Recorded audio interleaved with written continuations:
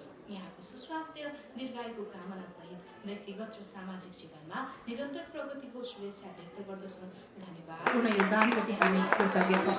जीवनका आरोह अवरोहसँग सङ्घर्ष गर्दै कला र साधनाको चाहिँ नेपाली रङ्गमञ्च चलचित्र टेलिचलचित्रको माध्यमबाट सभ्यता र संस्कृतिका क्षेत्रमा यहाँले पुर्याउनु भएको अतुलनीय र गुरुत्वपूर्ण योगदानप्रति हामी कृतज्ञ छौँ। थोरै बोल्ने तर मिठो बोल्ने श्री साम्राज्ञी राज्यलक्ष्मी शाहजी, सबैकी प्यारी श्री निता ढुङ्गानाजी, 2000 एवं विद्रोह क्षेत्र नेपाली चलचित्र जगतमा क्रियाशील नयाँ पुस्ताका लागि ठुलो ऊर्जा रहँदै आएको छ। यहाँको योगदानको कदर गर्दै यहाँ चाहिँ प्रशंसा योग्य रहिआएको छ। समग्र कला क्षेत्रमा पुर्याउनु भएको योगदान पुनः आधार स्तम्भ हो। हामी यहाँलाई दोस्रो राष्ट्रिय नवदुर्गा सम्मान 2078 द्वारा सम्मानित गर्न पाउँदा खुसी छौँ। सबस्त एन्टरटेनमेन्ट संस्कृतिका क्षेत्रमा यहाँले पुर्याउनु भएको अतुलनीय र गुरुत्वपूर्ण योगदानप्रति हामी कृतज्ञ छौँ। जीवनका आरोह अवरोहसँग सङ्घर्ष गर्दै कला र साधनाका क्षेत्रमा यहाँले देखाउनु भएको अदम्य साहस, लगाव, सृजनात्मकता र निरन्तरता नेपाली चलचित्र जगतमा क्रियाशील नयाँ पुस्ताका लागि निकै ठुलो ऊर्जा रहिआएको हाम्रो गहिरो विश्वास छ।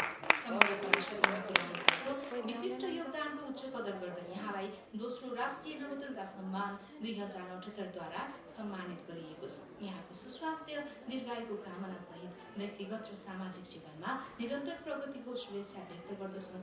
धन्यवाद। रेजिना उप्रेती आयोजक तथा अध्यक्ष रेजिना एन्टरटेनमेन्ट प्राली, विमला केसी आयोजक तथा अध्यक्ष सहित फिल्म्स प्राली, दयाराम दाहाल कार्यकारी अध्यक्ष चलचित्र विकास बोर्ड नेपाल विशेष अतिथि, माननीय पन्था विशाल ऊर्जा जलस्रोत तथा सिँचाइ मन्त्री नेपाल सरकार तालीले उहाँलाई बधाई व्यक्त गरौँ। हाम्रो नवदेवी मध्ये एक देवी। अब भने म अर्को सम्मानको लागि स्टेजमा निम्तो गर्दछु श्री शर्मिला मल्लज्यू। श्री शर्मिला मल्लज्यू चैती दिजुलाई एकैछिन स्टेजमा यता सोफामा बसिदिनु हुनको लागि आग्रह गरे। हामी सामूहिक फोटो लिन्छौँ एकैछिन।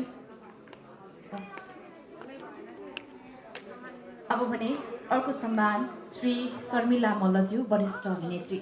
नेपाली चलचित्र कान्सी 2041बाट अभिनय यात्रा प्रारम्भ गरी अभिनयका माध्यमबाट नेपाली चलचित्र सभ्यता र संस्कृतिका क्षेत्रमा यहाँले पुर्याउनु भएको अतुलनीय र गुरुत्वपूर्ण योगदानप्रति हामी कृतज्ञ छौँ।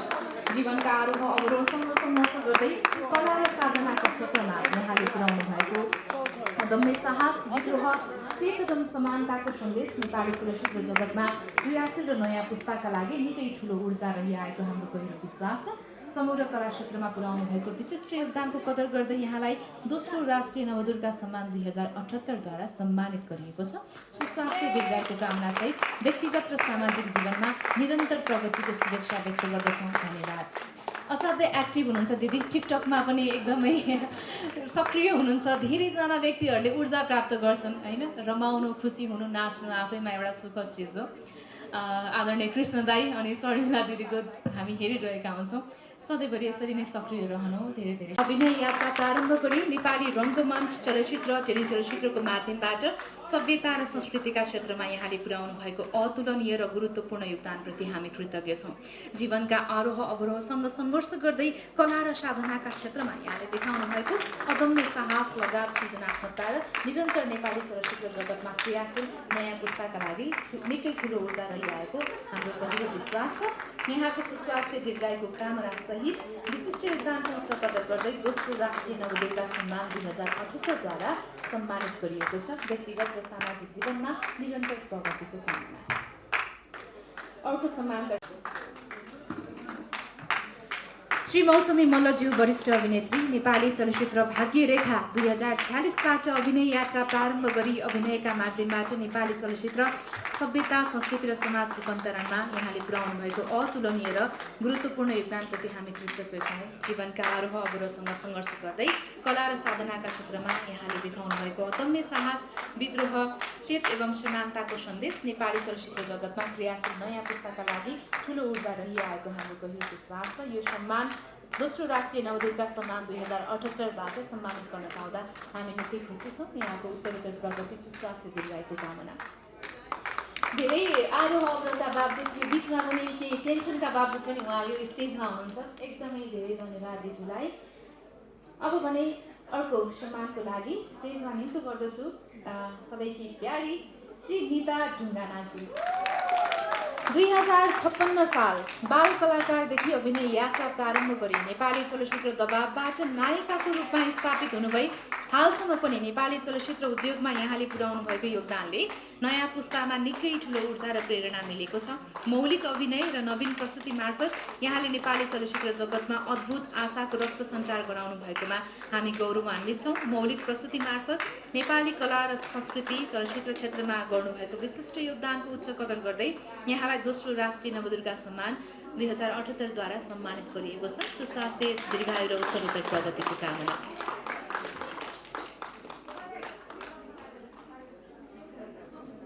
त्यसैगरी अर्को सम्मानको लागि स्टेजमा निम्तो गर्दछु केटी अधिकारीजी। नेपाली चलचित्र स्वर 2067बाट अभिनय यात्रा प्रारम्भ गरी सामाजिक कुरीतिका विरुद्ध एवं सामाजिक न्यायका पक्षमा चलचित्र अभिनयका माध्यमबाट यहाँले पुर्याउनु भएको गुरुत्वपूर्ण योगदानप्रति हामी कृतज्ञ छौँ। जीवनका आरोह अवरोहसँग सङ्घर्ष गर्दै कला र साधनाका क्षेत्रमा यहाँले देखाउनु भएको अदम्य साहस, निरन्तरता एवं विद्रोह सहित नेपाली चलचित्र जगतमा क्रियाशील नयाँ पुस्ताका लागि ठुलो ऊर्जा रहँदै आएको छ। यहाँको योगदानको कदर गर्दै यहाँलाई दोस्रो राष्ट्रिय नवदुर्गा सम्मान 2078 द्वारा सम्मानित गरिएको छ। सुस्वास्थ्य, दीर्घायु र उत्तरोत्तर प्रगतिको कामना। त्यसैगरी अर्को सम्मानको लागि स्टेजमा निम्तो गरे असाध्यै सशक्त अभिनेत्री श्री सुरक्षा पन्तजी। नेपाली चलचित्र अझै पनि 2072बाट अभिनय यात्रा प्रारम्भ गरी सामाजिक कुरीतिका विरुद्ध एवं सामाजिक न्यायका पक्षमा चलचित्र अभिनयका माध्यमबाट यहाँले पुर्याउनु भएको महत्त्वपूर्ण योगदानप्रति हामी कृतज्ञ छौँ। जीवनका आरोह अवरोहसँग सङ्घर्ष गर्दै कला र साहित्य क्षेत्रमा यहाँले देखाउनु भएको अदम्य साहस एवं विद्रोह चाहिँ प्रशंसायोग्य रहिआएको छ। समग्र कला क्षेत्रमा पुर्याउनु भएको योगदानको लागि हामी यहाँलाई दोस्रो राष्ट्रिय नवदुर्गा सम्मान 2078 द्वारा सम्मानित गर्दछौँ। सुस्वास्थ्य, दीर्घायु र उत्तरोत्तर प्रगतिको कामना।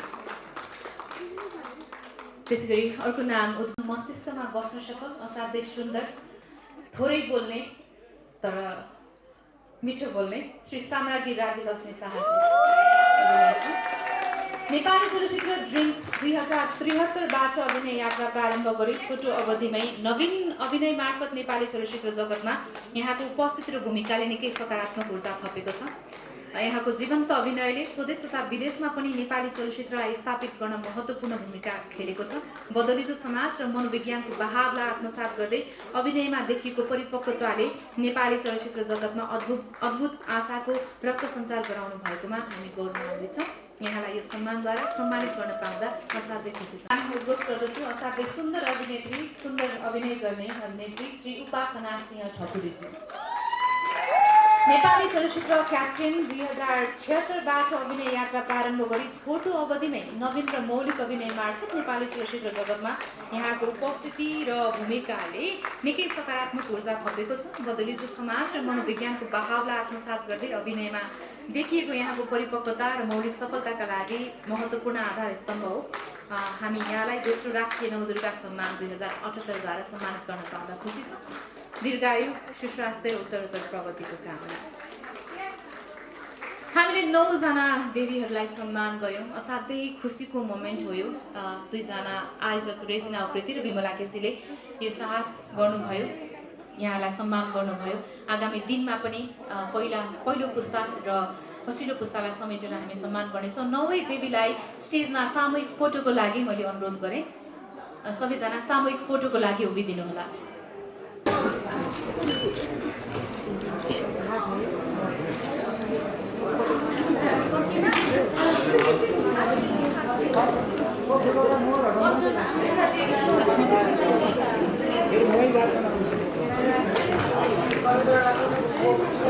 Thank you for watching. Don't forget to like and subscribe. Please press the bell icon.